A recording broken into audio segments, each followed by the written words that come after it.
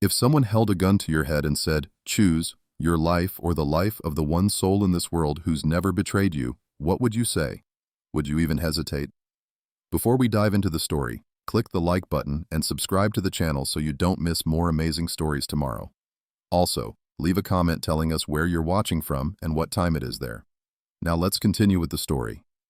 Rosalie Hartwell's hands were shaking as she stared at the foreclosure notice nailed to the ranch gate. 14 days.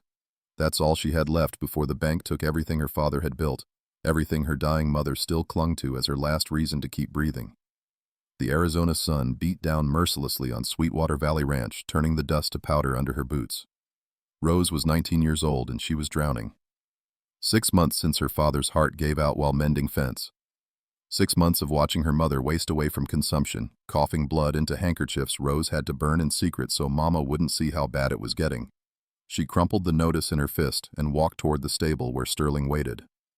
The silver dapple mare nickered softly, pressing her velvet nose against Rose's tear-stained cheek. This horse understood grief. 2 years ago, when the flash flood roared through Sweetwater Canyon and took Rose's little brother Thomas, it was Sterling who'd fought the current to pull Rose to safety. Her father had given Rose this foal as a gift when she turned 15, and they'd been inseparable ever since. "We're gonna lose it all, girl," Rose whispered, pressing her forehead against Sterling's neck. The mare stood perfectly still, as if she understood every word. "I don't know what to do." But that was a lie. Rose knew exactly what she had to do. It was just a matter of whether she had the courage to do it. She'd heard about Silas Carver's cattle drive 3 days ago at the general store. Fort Bowie was buying beef at premium prices, desperate to feed the soldiers stationed there during the Apache conflicts. The pay was $600 for anyone willing to make the dangerous 3-day ride through Apache Pass. $600 would cover the debt and leave enough to hire a doctor for Mama, maybe even buy seed for spring planting. The problem was simple. Silas Carver's crew was made up of 6 hardened men who'd laugh a woman right off their campfire. The trail through the Dragoon Mountains was treacherous enough to kill experienced cowboys, and Rose had never been further than Calico Springs in her entire life. Sterling stamped her hoof, impatient. Rose looked into those intelligent dark eyes and saw something she desperately needed. Trust. Faith. The kind of partnership that didn't care about odds or danger or what other people thought was possible. "All right then," Rose said, her voice steadier now. "Let's go ask Silas Carver if he's got room for one more rider." She didn't mention that this might be the last decision she ever made. The campfire at Carver's Creek flickered against 7 weathered faces, all of them turning to stare when Rose rode in on Sterling. The laughter died first, then the conversation. Silas Carver himself stood slowly, a man built like a barn door with a beard gone more salt than pepper. "You lost, girl?" His voice carried the rasp of too many years breathing dust. Rose dismounted, keeping her chin level despite her hammering heart. "Heard you're a man short for the Fort Bowie run. I'm here to fill that spot." The silence stretched thin as wire. Then someone laughed. A wiry man with mean eyes and a scar bisecting his left eyebrow stepped forward. Dutch Keller. Rose recognized him from town. Always 3 drinks past friendly and too short of decent. "Boss, you hearing this? Little ranch girl wants to play cowboy." Dutch spat tobacco juice near Sterling's hooves. The mare didn't flinch, but Rose saw her ears flatten. "I can ride better than any man here," Rose said, forcing steel into her voice. "And I can shoot." "Can you now?" Carver folded his arms. "Dutch, set up 6 bottles on that fence rail." Rose's hands steadied as she drew her father's Colt. The weight felt right, familiar as prayer. She fired 6 times in quick succession. 6 bottles exploded into glittering dust against the twilight. She reloaded without looking down, muscle memory from countless hours practicing with her father before his heart gave out. Carver's expression shifted just slightly. "That's shooting. But we're talking 3 days through Apache Pass during raiding season. Can that fancy horse of yours handle rough country?" "Sterling saved my life in a flash flood that killed my brother," Rose said quietly. "She'll go anywhere I ask her to." A younger hand, barely 16 with kind eyes, spoke up. "Boss, we could use another gun, especially if she can actually shoot like that." "Shut it, Jamie." Dutch moved closer to Rose, crowding her space. Women are bad luck on cattle drives. Everyone knows it. She'll get us all killed. Or worse, slow us down so the Apaches pick us off one by one. Rose met his stare without blinking. My ranch is 2 weeks from foreclosure. My mother is dying of consumption. I need $600 or I lose everything my father built. So you can think I'm bad luck all you want, Mr. Keller, but I'm making this drive whether you like it or not. Carver studied her for a long moment. Rose could feel sweat tracking down her spine despite the cooling evening air. Sterling nickered softly, sensing her tension. We leave at dawn, Carver finally said. You keep up, you get paid. You slow us down, you're on your own. Understood? Understood. This is a mistake, Dutch said, loud enough for everyone to hear. Mark my words, Silas. That girl's gonna get us all killed. Rose turned Sterling toward the remuda, where the other horses were picketed. As she unsaddled, she caught fragments of conversation drifting from the campfire, Dutch's voice low and venomous, carrying just far enough. Women don't belong out here. Last one I knew tried this ended up dead in a ravine, horse alongside her. Apaches don't care about your good intentions. Rose's hands trembled as she brushed Sterling down, but not from fear. From the cold certainty that Dutch Keller would be a problem long before any Apache warriors showed up. The young hand, Jamie, brought her a plate of beans and hardtack without a word, offering a small smile before retreating. She ate alone, Sterling's warm breath on her neck the only comfort she had. Tomorrow they'd enter the Dragoon Mountains, where the trail narrowed and the dangers multiplied. Rose thought of her mother's wasted face, of the foreclosure notice, of her father's grave on the hill overlooking Sweetwater Valley. She had 14 days to save everything, and 3 days to prove she belonged in a world that didn't want her. The Dragoon Mountains rose like broken teeth against the dawn sky, jagged and unforgiving. Rose rode near the back of the column, keeping Sterling steady as the cattle lowed nervously ahead. The trail narrowed almost immediately, forcing them into single file between walls of red rock that seemed to lean inward, hungry. Carver raised his hand suddenly. The entire column stopped. Ahead, a rock slide had torn across the main path, boulders the size of wagons blocking the way completely. The cattle began to mill, sensing the men's uncertainty. We'll have to backtrack, Dutch said, already turning his mount.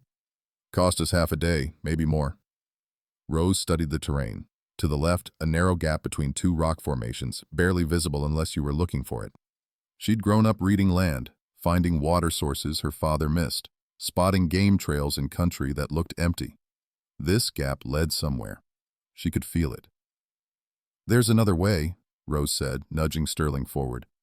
Girl, don't be stupid, Dutch snapped. That's barely wide enough for a horse, let alone cattle. It widens out about 50 yards in. I can see the opening from here. Rose pointed. Sterling can scout it. If it's passable, we save hours. Carver squinted at the gap, then at Rose. You sure about this? Let me check. 5 minutes. She urged Sterling forward before anyone could argue. The mare picked her way through loose scree without hesitation, her hooves finding purchase on stone that looked too unstable to hold. Rose leaned low over her neck as the gap tightened, rocks scraping her stirrups on both sides. Her heart hammered, but Sterling's ears stayed forward, confident. The passage opened suddenly into a natural corridor, wide enough for 3 cattle abreast and leading down toward the valley floor below. Rose exhaled hard and turned Sterling back to report. 20 minutes later, the entire herd was threading through the passage Rose had found. Carver rode up beside her once they'd cleared the worst of it, his expression unreadable. That saved us considerable time. You've got a good eye for country. Jamie grinned at her from his position flanking the cattle. Even Dutch stayed quiet, though his jaw worked like he was chewing something bitter. But that night, when they made camp in a shallow canyon, the mood shifted. Carver found the wagon first, half buried in sand and picked clean. The wood was weathered but not ancient. Weeks old, maybe a month. Apaches? Jamie asked, his voice tight. No. Carver crouched, running his fingers over marks carved into the wagon bed. These are steel blade cuts. Raiders, not warriors. Rose noticed Sterling's ears swiveling, tracking something the men hadn't caught yet. The mare's nostrils flared, testing the wind. Rose had learned to trust these signals. Sterling had sensed the flash flood before the first drops fell, had known about the rattlesnake den before Rose saw the warning signs. "Something's wrong," Rose said quietly. "What are you talking about?" Dutch demanded. "Sterling's nervous. She only does this when there's danger close." Carver stood slowly, hand drifting toward his rifle. "Everybody stay sharp. Double watch tonight." They found the second wagon just before sunset. This one burned. The sand around it was disturbed in ways that made Rose's stomach turn. Someone had died here, maybe several someones. The raiders, whoever they were, hadn't been kind. As darkness fell, Rose sat with her back against a boulder. Sterling ground-tied close enough to touch. Jamie settled nearby, his rifle across his knees. "You think they're still out here?" he asked. "The ones who did that?" Rose thought about the fresh cuts on the wagon, about the way Sterling kept watching the northern ridge. "Yeah," she said. "I think they're watching us right now." They came at Devil's Canyon where the walls pressed close and the cattle had nowhere to run. 7 riders materialized from behind rock formations like they'd been carved from the stone itself. Professional, coordinated, deadly. "Nobody move," the lead rider said, his voice carrying an accent that didn't belong out here. Educated. Eastern, maybe. He sat his horse like he'd been born to it, but his clothes were too fine for honest work. A gentleman's coat over range clothes, boots polished despite the trail dust. Carver's hand froze halfway to his rifle. "Take what you want. No need for anyone to die today." "How reasonable." The man smiled, and Rose felt ice slide down her spine. This wasn't some desperate outlaw. This was someone who enjoyed what he did. "My name is Jack Cassidy. Perhaps you've heard of me." The silence that followed said everyone had. The Cassidy gang had been hitting payroll shipments and cattle drives from Texas to California for 3 years running. They were ghosts, appearing and vanishing like smoke. Cassidy's men moved efficiently, rounding up the cattle, collecting weapons, stripping the crew of anything valuable. Rose watched a massive black man with graying hair work alongside them, moving with quiet authority. Something about him felt different from the others. Older, steadier. Then Cassidy's eyes landed on Sterling. He went completely still, staring at the mare like she was something holy. Sterling stamped her hoof, picking up on Rose's tension. The silver dapple coat caught the afternoon light, making her look almost ethereal against the red canyon walls. "Where did you get this horse?" Cassidy's voice had changed, gone soft and strange. "She's mine," Rose said. "Raised her from birth." Cassidy dismounted and walked toward Sterling slowly, reverently. "This bloodline, I've only seen it once before. A mare in Kentucky years ago, worth more than everything in this canyon combined." He reached for Sterling's reins. Rose's hand went to her father's colt before she could think. The hammer clicked back loud as thunder in the sudden silence. Her hand shook, but the barrel stayed level, pointed at Cassidy's chest. "Don't." Her voice cracked but held. "Don't touch her." Every gun in the canyon swung toward Rose. She was going to die here. She understood that with perfect clarity. But Sterling was all she had left of her father, the only thing that had kept her breathing after Thomas drowned, the reason she'd survived this long. "You'll have to kill me first," Rose said. Cassidy studied her for a long moment, something unreadable flickering across his face. Pain, maybe, or recognition.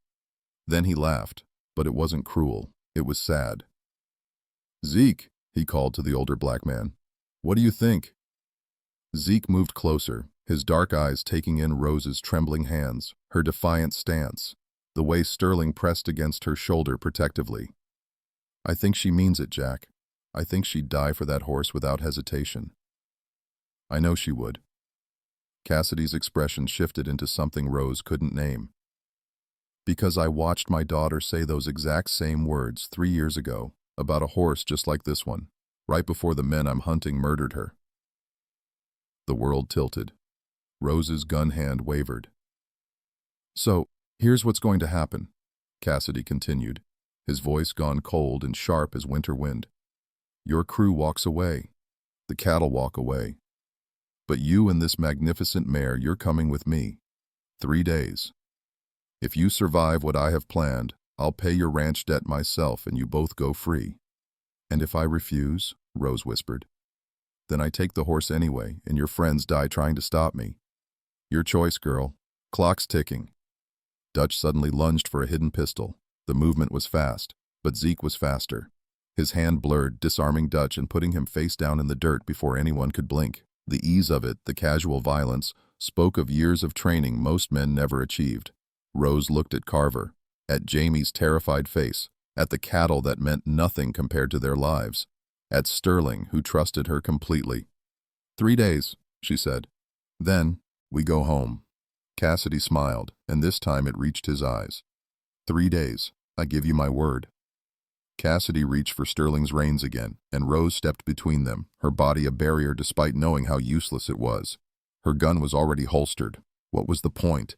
7 armed men surrounded them, and fighting would only get everyone killed. Please! The word tasted like ash. Take me as your hostage. Take everything. The cattle, the supplies, all of it. But let Sterling go free. She'll find her way back to Sweetwater Valley. My mother needs her to work the ranch. Cassidy's hand paused mid-reach. Behind him, Zeke tilted his head, studying Rose with those knowing eyes. You'd trade yourself for a horse? Cassidy asked softly. She's not just a horse. Rose's throat felt raw. She's the last piece of my father I have left. She saved my life when my brother drowned. She's kept me alive through 6 months of trying to run that ranch alone while my mother coughs up blood every night. Without Sterling, I'm nothing. But without me, she'll survive. She's smart enough to get home. That's the stupidest thing I've ever heard. Dutch spat from where Zeke still had him pinned. It's an animal, girl, just an animal. Rose didn't look at him. She kept her eyes on Cassidy, watching something shift behind his expression. Recognition, maybe, or memory. My daughter said something similar, Cassidy said quietly. When the Holloway brothers came to our ranch 3 years ago, she begged them to take her, take me, take everything we owned. Just leave her horse alive. His voice went flat, dead. They laughed. Then they killed the horse first, just to watch her scream. Then they killed her. Made me watch before they left me for dead. The canyon went silent except for the wind and the nervous lowing of cattle. I spent 3 years tracking those men, Cassidy continued. Building a gang, learning their patterns, waiting for the right moment. They're holed up in Skeleton Ridge right now, expecting a payroll shipment they're never going to see. And I'm going to make them pay for every second of suffering they caused my family. Rose's mind raced, trying to understand where this was going. But here's my problem, Cassidy said, beginning to pace. They know my face. They've seen wanted posters. I can't get close without them scattering like rats. I need someone they won't expect. Someone brave enough to walk into hell and smart enough to walk back out. You want to use her as bait, Zeke said, not a question. I want to give her a choice. Cassidy turned back to Rose. 3 days. You help me get to the Holloway brothers. Play the role I need you to play. And when it's done, I pay your ranch debt in full. $600. Plus whatever the bank wants in interest. You and Sterling both go home safe.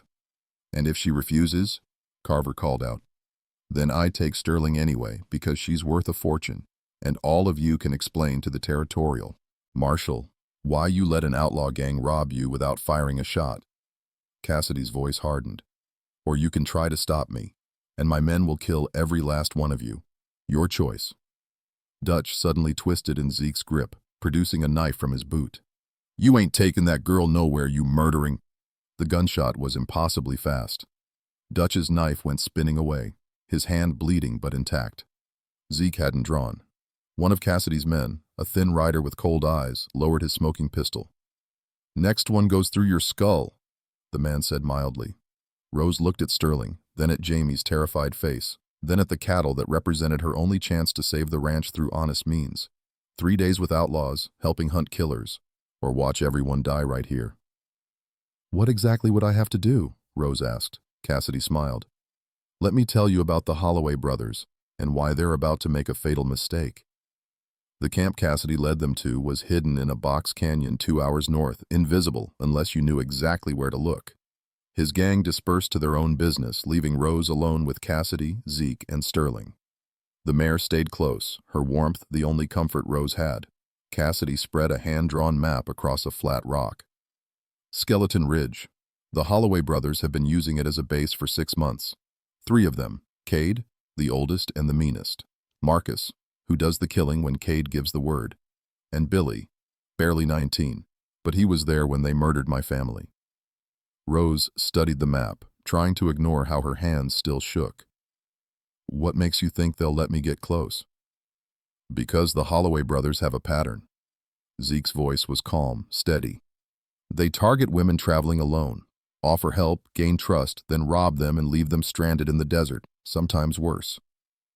They're expecting a payroll wagon from Fort Bowie in 4 days, Cassidy continued. But what they don't know is that wagon's been delayed. You're going to ride in tomorrow at dawn, looking lost and desperate. Sterling will sell it. She looks exhausted enough to be believable. You tell them you got separated from a cattle drive. You're trying to reach Calico Springs. And then what? Rose asked. Then you stay alive long enough for us to get into position. Cassidy's eyes were hard. They'll take you in, offer you food and shelter. Billy usually handles the hospitality while his brothers scout for the next job. You keep them distracted. When Sterling gives the signal we teach her, you get clear. You're asking me to trust my life to a plan that could go wrong in 1,000 ways. I'm asking you to trust that I want those men dead more than I want anything else in this world. Cassidy leaned forward. And I'm asking you to believe that I'll keep my word, because the only thing I have left of my daughter is my honor. Zeke pulled a canteen from his saddle and handed it to Rose. She drank, the water cutting through, the dust in her throat. Why do you follow him? Rose asked Zeke quietly. Because his father freed me when I was 12 years old, Zeke said. Taught me to read, to shoot, to think for myself. When Jack's family was killed and he chose this path, I chose to walk it with him, not for revenge, for family. Over the next hours, they worked. Cassidy taught Rose how to read a man's intentions from his stance, his eyes, the way he wore his gun. Zeke showed her quick draw techniques her father never knew, tricks that could save her life in the half-second before violence erupted. Sterling learned signals. A specific ear twitch meant danger approaching. A double stamp with the left hoof meant Rose should move toward her. A soft nicker meant all clear. The mare picked it up faster than Rose expected, like she understood the stakes. She's smart, Zeke observed. Smarter than most horses I've seen. She's kept me alive this long, Rose said. As the sun set, Cassidy sat beside Rose near the fire. My daughter's name was Caroline. She was 8 years old. She loved that horse more than anything in the world. His voice cracked slightly. When I heard you say those exact words today, I saw her, standing there, terrified but defiant, willing to die for something she loved. I'm sorry for what happened to your family. Don't be sorry. Help me finish this. Cassidy stood, offering his hand. Tomorrow you ride into Skeleton Ridge. Tomorrow we end the Holloway brothers. And tomorrow you save your ranch and go home to your mother. Rose took his hand, feeling the calluses, the strength. And if something goes wrong? Then Zeke gets you and Sterling out, even if it means leaving me behind. That's the deal. Rose looked at Sterling, at the stars emerging overhead, at the path that had led her from a desperate girl at a foreclosure notice to an outlaw camp planning justice. Nothing about this was what she'd imagined when she rode out to join Carver's crew. But she was still alive, still fighting, and that had to count for something. Dawn broke cold over Skeleton Ridge as Rose approached on Sterling, both of them playing their parts perfectly. The mare's head hung low, steps uneven like she'd been ridden too hard for too long. Rose let her shoulders slump, her hair tangled and dusty, the picture of a lost girl who'd made terrible choices. The camp materialized from behind scattered boulders. 3 men, a cook fire, stolen goods stacked carelessly in the open. They saw her coming long before she pretended to notice them. Hello? Rose called out, letting her voice shake. Please, I need help. The youngest one stood first. Billy Holloway had a boy's face but a man's eyes, the kind that had seen too much and enjoyed it. Well now, what do we have here? Rose dismounted, stumbling slightly. Sterling sold it beautifully, standing with one leg cocked like she was too exhausted to care anymore. I got separated from my cattle drive 2 days ago. I've been trying to reach Calico Springs, but I'm lost. Cattle drive? The second man, Marcus, moved closer. He was built like a bull, thick through the shoulders with hands that looked like they could break bones without effort. What outfit? Silas Carver's crew. Rose had rehearsed this. We hit trouble in the Dragoons. I went to scout water and got turned around. By the time I found my way back, they were gone. Billy laughed, but it wasn't kind. Carver's boys wouldn't leave a rider behind unless that rider was causing problems. What'd you do, sweetheart? Steal from the supply wagon? I didn't steal anything. Rose let anger creep into her voice, the way Cassidy taught her. Too defensive, too fast meant lying. Slow burn meant truth. They didn't want a woman on the drive. I kept up fine, but when I got lost, they probably figured good riddance. The third man emerged from a tent, and Rose's blood went cold. Cade Holloway was everything dangerous about the frontier compressed into one person. Scarred face, dead eyes, the kind of stillness that came before violence. You're lying. His voice was flat, certain. Rose's heart hammered. I'm not. Your horse is too fine for a ranch hand. Your saddle's custom work, expensive, and you're carrying a colt that costs more than most cowboys make in 6 months. Cade walked a slow circle around her. So let's try this again. Who are you really? Sterling stamped her left hoof twice. The danger signal. Rose's hand drifted toward her gun, but Marcus was already there, his knife pressed against her ribs before she could draw. Easy now, Marcus whispered. Boss asked you a question. Rose's mind raced.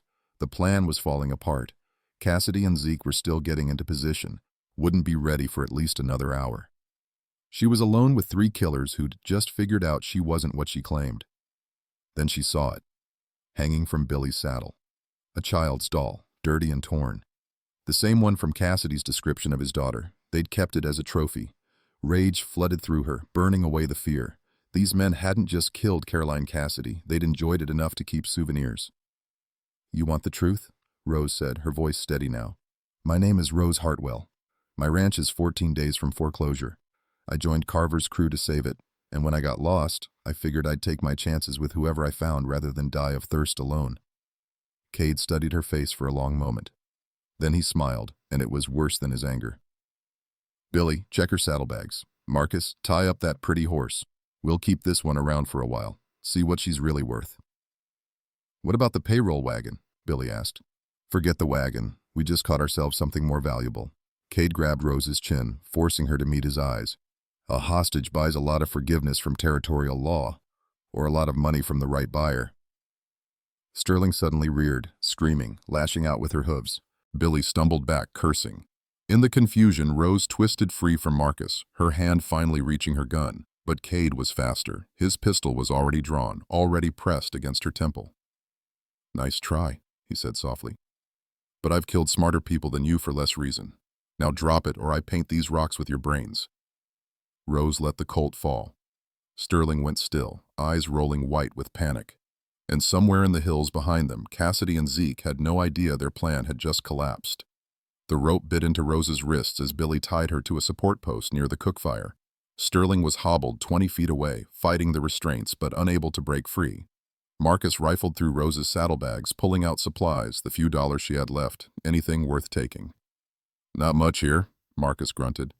Girl's broke as dirt. The horse makes up for it, Cade said, pouring himself coffee like this was just another morning.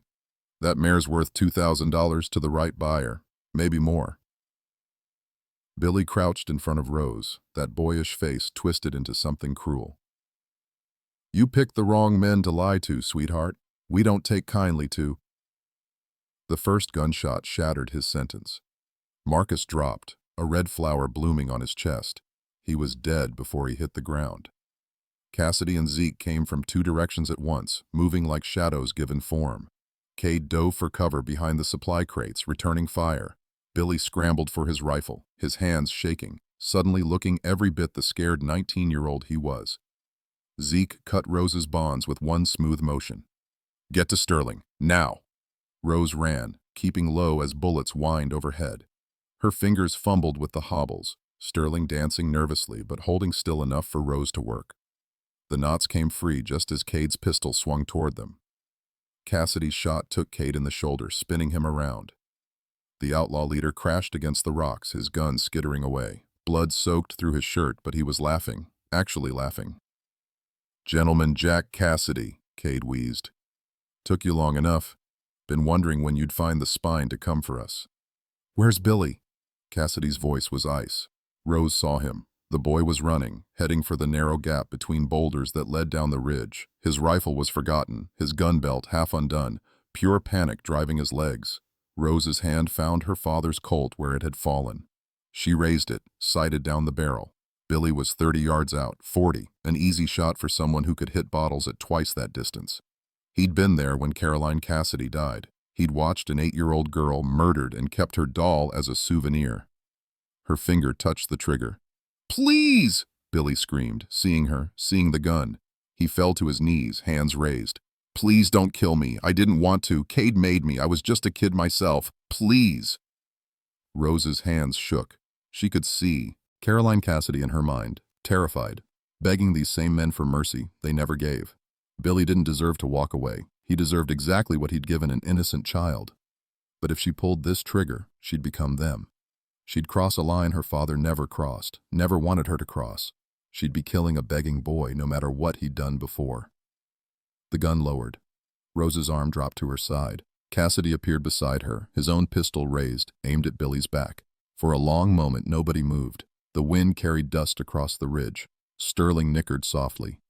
"Jack," Zeke said quietly from behind them. "You do this. You'll never come back from it." "He killed Caroline." Cassidy's voice broke. "He stood there and watched Cade kill my little girl, and he did nothing." "I know," Zeke said. "But she just showed you something. This girl you barely know just chose mercy when vengeance was right there in her hand. Maybe that means something." Cassidy's gun wavered. Tears tracked through the dust on his face. Then slowly, painfully, he lowered the weapon. "Get out of here, Billy Holloway," Cassidy called out. "Run fast and run far. Tell every outlaw from here to Texas that Gentleman Jack Cassidy is done with revenge. Tell them the debt is paid, and if I ever see your face again, I won't hesitate a second time." Billy ran. He didn't look back, didn't speak, just disappeared into the rocks like a ghost. Cade was still laughing from where he lay bleeding. "You've gone soft, Jack. Your daughter would be ashamed." Cassidy walked over and crouched beside him. "My daughter would want me to choose being a father she could be proud of over being a killer. You taught me that today by being exactly what I almost became." He stood, turned to Rose. "Let's go home." They left Cade Holloway tied to the support post with enough water to survive until someone found him or he worked himself free. Cassidy took Caroline's doll from Billy's abandoned saddle, held it for a long moment, then carefully tucked it into his coat. Some things you carried forever. The ride back toward Sweetwater Valley took 2 days. Cassidy and Zeke rode alongside Rose, 3 unlikely companions bound by choices made in blood and dust. Sterling seemed to sense the shift, her steps lighter now, her ears forward and relaxed. "You didn't have to spare Billy," Cassidy said on the second night, watching flames dance in their campfire. "Most people wouldn't have." "Most people didn't watch their little brother drown while trying to save him," Rose replied quietly. "I know what it's like to carry something you can't change. Billy will carry what he did for the rest of his life. That's punishment enough." Zeke smiled slightly. "You're wise beyond your years, Miss Hartwell. I'm just tired of death." Rose looked at Sterling, peaceful in the firelight. "I've had enough of it to last a lifetime." When they reached the edge of Calico Springs, Cassidy pulled a leather pouch from his saddlebag. It was heavy, coins clinking inside. $643. Covers your debt plus the interest the bank's been stacking up. I checked the records before we left." Rose stared at the pouch, unable to speak. This was real. Her ranch was saved. Her mother would have a doctor. They'd have seed for spring planting, time to rebuild what her father's death had broken. "I don't know how to thank you," she finally managed. "Thank me by living well." Cassidy's expression softened. "Build something good with that ranch. Raise Sterling's foals. Help your mother heal. Be the person my Caroline would have grown up to be if she'd been given the chance." "Where will you go?" "Mexico," Zeke answered. "Small town near the coast. Far enough from the law, close enough to the ocean. Jack's always wanted to see the ocean." "We're done being outlaws," Cassidy added. Today proved that revenge doesn't heal anything. It just makes you into the thing you're hunting. Better to start over, try to be decent men in whatever time we have left. Rose dismounted and pulled Cassidy into a brief, fierce embrace. He stiffened, surprised, then returned it carefully. When she stepped back, his eyes were wet. "You gave me more than money," Rose said. "You gave me proof that people can change, that mercy matters, that family isn't always blood." "You gave me something too," Cassidy replied. "You showed me how to stop, how to choose life over death. That's worth more than all the gold in California." They parted at the crossroads. Cassidy and Zeke heading south toward Mexico and redemption. Rose turning east toward Sweetwater Valley and home. As she watched them disappear into the distance, Sterling pressed her nose against Rose's shoulder. "We did it, girl," Rose whispered. "We actually did it." The bank in Calico Springs was just opening when Rose walked through the door, dusty and exhausted but carrying a fortune in her saddlebag. The banker's expression shifted from condescension to shock as she counted out the full debt payment, coin by coin, on his desk. "This settles the Hartwell account," Rose said firmly. "In full. I want the deed papers and the foreclosure notice destroyed, today." By sunset, she was home. Her mother sat on the porch wrapped in blankets despite the warmth, her face gaunt, but her eyes bright with desperate hope. "Rose?" Her voice was barely a whisper. "Did you?" "It's saved, Mama." Rose climbed the steps, dropping to her knees beside her mother's chair. "The ranch is saved. We have money for a doctor, for medicine, for seed. We're going to be okay." Her mother's tears came then, hot and grateful, soaking into Rose's dusty shirt as they held each other. Sterling stood in the yard, head high, watching over them both like she always had. Some bonds couldn't be measured in dollars, some courage couldn't be bought or sold. Rose had left Sweetwater Valley a desperate girl willing to risk everything to save her home. She'd returned, something different. Someone who'd stared down killers, who'd chosen mercy over vengeance, who'd learned that sometimes the hardest path was the one that let you keep your humanity intact. The foreclosure notice burned well in the stove that night, curling into ash and smoke. Tomorrow she'd start rebuilding. Tonight, she was just grateful to be alive. 3 weeks later, Rose sat on the porch as the sun painted Sweetwater Valley in shades of gold and crimson. Her mother's cough had finally started to ease, thanks to the medicine Dr. Pemberton brought from Tucson. The spring planting was done, green shoots already pushing through the dark soil her father had worked for 20 years. Sterling grazed peacefully in the near pasture, her silver coat gleaming. Word had spread fast about the mare who'd helped bring down the Holloway gang. Ranchers came from 3 counties away, offering prices that made Rose's head spin. $2,000, $3,000. One man from California offered $5,000 cash, no questions asked. Rose turned them all away without hesitation. "You could buy 10 ranches with what they're offering," her mother said from her rocking chair, wrapped in the new quilt Rose had purchased in town. Her voice was stronger now, the color returning to her cheeks slowly but surely. "Sterling's not for sale, Mama. She never will be. Your father would be proud of you, Rosalie, not just for saving the ranch, but for how you did it." Her mother reached over, squeezing Rose's hand. "Takes real courage to show mercy when you have every reason not to." Rose thought about Billy Holloway running into the desert, about Cassidy choosing redemption over revenge, about Zeke's quiet wisdom that had guided them all. She thought about her father teaching her to shoot, about Thomas laughing in the creek before the flood took him, about all the losses that had carved her into someone capable of surviving the impossible. "Mama, can I tell you what really happened out there?" "I already know enough," her mother replied softly. "You left here desperate and scared. You came back strong and certain. The details don't matter as much as who you became along the way." But Rose told her anyway, the whole story, from Carver's Crew to Devil's Canyon, from Cassidy's daughter to the choice she made on Skeleton Ridge. Her mother listened without interrupting, her eyes reflecting firelight as dusk settled over the valley. "Were you scared?" her mother asked when Rose finished. Rose smiled, looking out at Sterling. Terrified, every single moment. But Sterling was there, and somehow that made it possible to keep moving forward. "She's more than a horse, Mama. She's proof that some bonds matter more than money or safety or what makes sense to other people." "That's love," her mother said simply. "Whether it's for a person or an animal." Real love means you'd choose their survival over your own comfort. You proved that. Over the following months, Sterling's reputation grew into legend, the mare who saved her rider, the horse worth more than gold but never sold. Other ranchers started breeding for her bloodline, hoping to capture some of that intelligence, that loyalty, that indefinable quality that made her extraordinary. But for Rose, Sterling was just Sterling, the companion who'd carried her through grief, through desperation, through choices no 19-year-old should have to make. They'd saved each other in ways that couldn't be measured or explained, only lived. Sometimes Rose wondered about Cassidy and Zeke, whether they'd made it to Mexico, whether they'd found the peace they were seeking. She hoped they had. Everyone deserved a second chance, even outlaws with blood on their hands, maybe especially them. The ranch thrived.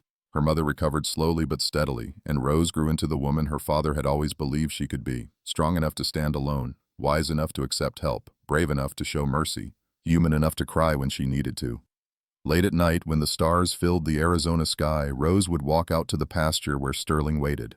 The mare would press her velvet nose against Rose's chest, breathing soft and steady, and Rose would remember that sometimes salvation came in unexpected forms. Sometimes the thing you thought you'd die to protect was actually the thing that saved you. And that was worth more than all the gold in the world. If stories of redemption, courage, and the unbreakable bonds forged in the hardest moments move you, click the like button and subscribe to the channel. Tomorrow, we have another incredible story of survival and transformation from the Wild West that you won't want to miss. Because sometimes the greatest strength isn't in never falling down, it's in getting back up no matter how many times the world knocks you flat.